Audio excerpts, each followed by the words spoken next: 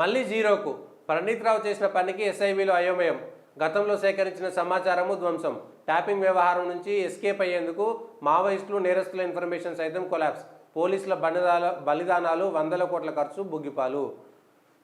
ఒక తొందరపాటు నిర్ణయం వల్ల, ఒక తొందరపాటు చర్య వల్ల, ఒక తప్పుడు చర్య వల్ల జరగాల్సినటువంటి నష్టం జరిగిపోగా ఇప్పుడు కొన్ని సంవత్సరాల పాటు ఉగ్రవాదుల కదలికలు, నక్సలైట్ల కదలికలకు సంబంధించినటువంటి సమాచారం, డేటా అంతా కూడా వాళ్ళ తొందరపాటు వల్ల, వాళ్ళ భయం వల్ల మొత్తం దాన్ని ధ్వంసం చేయాల్సినటువంటి పరిస్థితి వచ్చింది.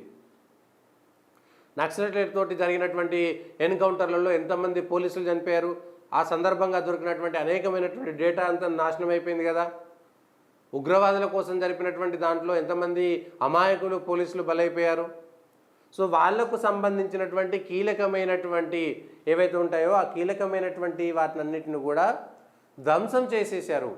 ఫోన్ ట్యాపింగ్లో తామెక్కడ దొరికిపోతామనేటువంటి భయంతో ప్రభుత్వం మారగానే వాళ్ళు చేసినటువంటి పని వల్ల కొన్ని సంవత్సరాల పాటు, 20-30 సంవత్సరాల పాటు క్రోడీకరించి సేకరించి పెట్టినటువంటి అనేకమైనటువంటి డేటా, అత్యంత కీలకమైనటువంటి సమాచారం అంతా ధ్వంసం అయిపోయింది.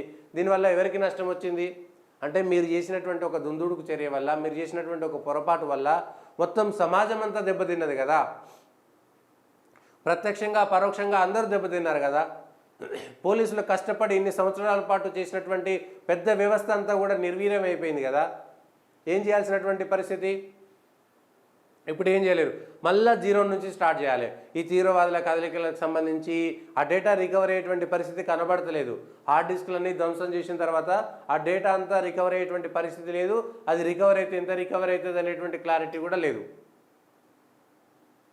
కాబట్టి ఎట్లాంటి పనులు చేస్తున్నారు వీళ్ళు అనేటువంటి విషయాలను అర్థం చేసుకోవాలి దీనికి సంబంధించి.